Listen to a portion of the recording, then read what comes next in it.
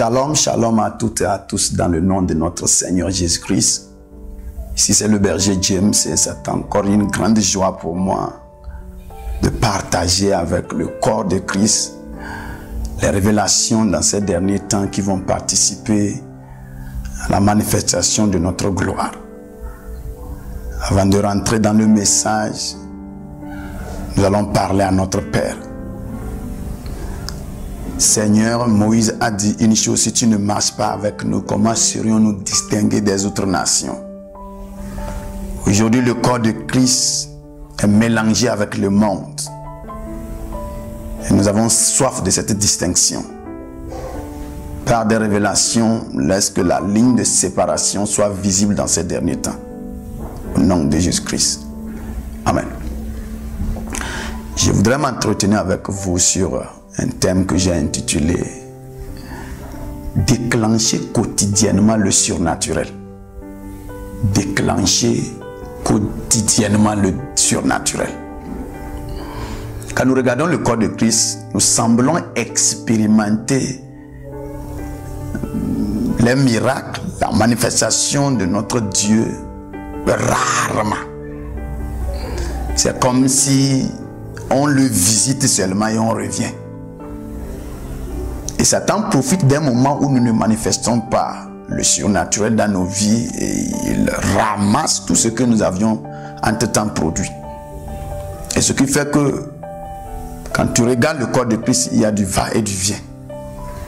Et pourtant, dans ces derniers temps, nous sommes censés vivre le surnaturel comme le naturel. Le surnaturel doit être le naturel des chrétiens. Ce que nous vivons naturellement, c'est les païens, les enfants des ténèbres qui doivent voir ça comme le surnaturel. Et nous devons rentrer dans cette dimension. C'est nécessaire dans ces derniers temps qu'on remarque vite les chrétiens dans une voiture, au marché, partout à l'école. Lorsque les calamités de la nature vont s'abattre, il va falloir que naturellement le chrétien manifeste l'extraordinaire et le surnaturel. Le corps de Christ doit atteindre cette dimension. Où dans nos maisons, le langage désormais sera un langage surnaturel. Ce qui sera difficile maintenant aux enfants des ténèbres de se mélanger à nous. Parce qu'on ne peut pas photocopier le surnaturel. On ne peut pas imiter le surnaturel. C'est ce qui mettra cette grande séparation entre nous et ceux qui ne sont pas nés de notre Père. La Bible a dit: ceux qui ont reçu cette parole ont cru en son nom. Elle leur a donné le pouvoir de devenir enfants de Dieu. On n'est pas devenu enfant de Dieu par négociation. L'ingrédient qui est rentré dans notre devenir s'appelle le pouvoir. Alors naturellement, notre ADN, c'est le pouvoir. On doit manifester le surnaturel. On doit comprendre que c'est anormal qu'on vive le surnaturel à des moments donnés. C'est anormal qu'un chrétien se couche, qu'il dorme, qu'il rêve qu'on est en train de le poursuivre, et il va se lever et il va se mettre à prier. Ça, c'est trop bas. Nous devons atteindre une certaine dimension donnée où si un ennemi s'hasarde à apparaître dans notre rêve, il est foutu.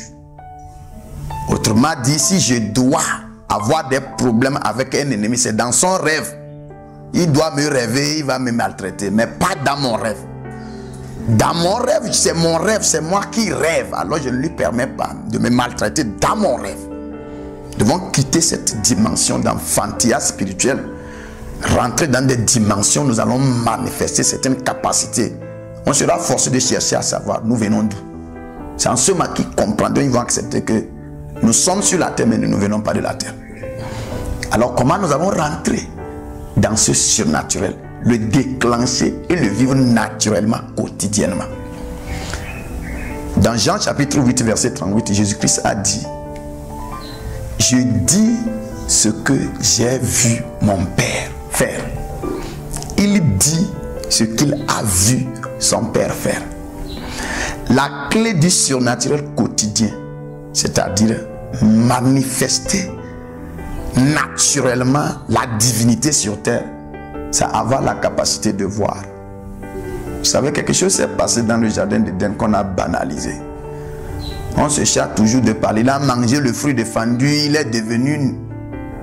Mais vous devez comprendre que l'une des choses les plus précieuses que Adam a perdues, c'est la conversion de sa vision. Avant, quand il regarde, il voit la gloire qui l'entoure. Après avoir mangé le fruit défendu, maintenant, cette visibilité est convertie. Au lieu qu'il voit la gloire, il voit la nudité. Il était nu, mais quand il regardait, c'est la gloire qu'il voit. Cette fois-ci, ce n'est pas quelqu'un venu le déshabiller, c'est ses yeux, sa visibilité qui a été affectée. Alors, il est devenu quelque chose. Au fait, le miracle d'Élisée sur les soldats qui sont venus pour l'arrêter, ce n'était pas qu'ils sont devenus aveugles. Non. Élisée a tapé un code qui a modifié l'image d'Élisée dans leur rétine. Il regarde, il ne voit plus Élisée. C'est pourquoi Élisée, vous cherchez qui? Ils ont dit, nous cherchons Élisée. Venez, je vais vous conduire auprès d'Élisée. Il voyait, il marchait, mais il ne distinguait pas Élisée. C'est une capacité que le chrétien a. Pourquoi on dit voir, c'est posséder. Et dans ces derniers temps, nous devons chercher, lutter à récupérer notre visibilité. La Bible dit jusqu'aujourd'hui, lorsqu'on lit Moïse, un voile est jeté sur leur cœur. Mais lorsque les cœurs sont convertis vers le Seigneur, le voile est ôté.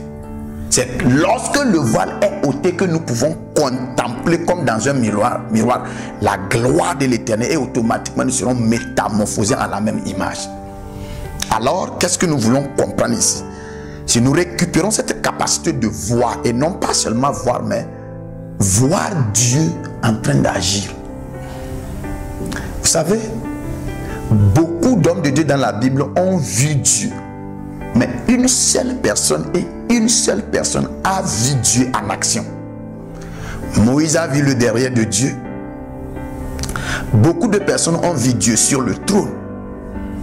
Rares sont les prophètes qui peuvent nous expliquer j'avais vu Dieu ou j'ai vu Dieu en train de faire quelque chose.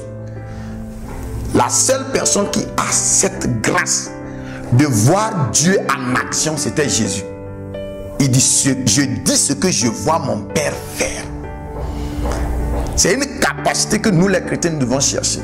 Je ne suis pas en train de dire chercher à voir Dieu, mais chercher à le localiser au moment où il est en train de travailler. Lorsque nous le surprenons ou nous le voyons en train de travailler, nous voulons la formule. Nous allons apprendre directement comment il le fait. Notre méthode de faire ne sera plus la méthode humaine, ça sera la méthode divine. Parce que nous n'avons pas appris ça de chez un homme, nous avons appris ça directement de chez Dieu. Dieu a une manière de faire les choses. Et je remarque que Dieu souvent n'aime pas qu'on le voit en train de faire. Voilà la raison pour laquelle il a permis que Adam soit dans le sommeil profond avant de créer Ève. Pourquoi il n'a pas laissé que Adam soit là-bas et il a caché. Alors, Dieu dans ces derniers temps veut nous faire cette grâce surnaturelle qu'on n'a jamais eue sur la terre ici. Où il va nous permettre de le voir en train de travailler. Et lorsque nous allons revenir sur cette dimension terrestre, nous allons faire que reprendre ce que nous avions vu le Père faire. Si nous pouvons voir quotidiennement Dieu agir, ça veut dire que le menu est déjà dressé. Nous savons quand nous allons nous lever, qu'est-ce que nous allons faire.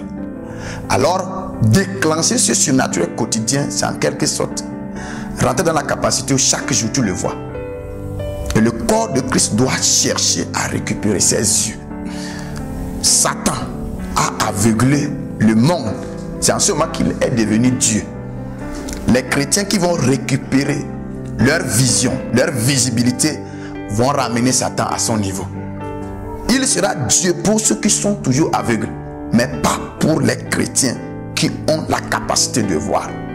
Et nous allons recevoir cette capacité, dépasser de voir les démons, dépasser de voir les choses que nous voyons dans nos églises, soi-disant prophéties, rentrer dans certaines dimensions données où c'est Dieu nous voyons en action. Nous faisons, les gens nous posent la question, comment tu arrives à faire ça? Et nous devons leur donner la réponse. Je vois mon Père faire et je fais. Je fais exactement ce que mon Père fait. Alors voir Dieu en action est la clé par laquelle nous allons introduire le surnaturel quotidiennement dans notre vie. Et c'est ce que nous devons chercher à manifester, où nos maisons vont devenir du ciel sur terre.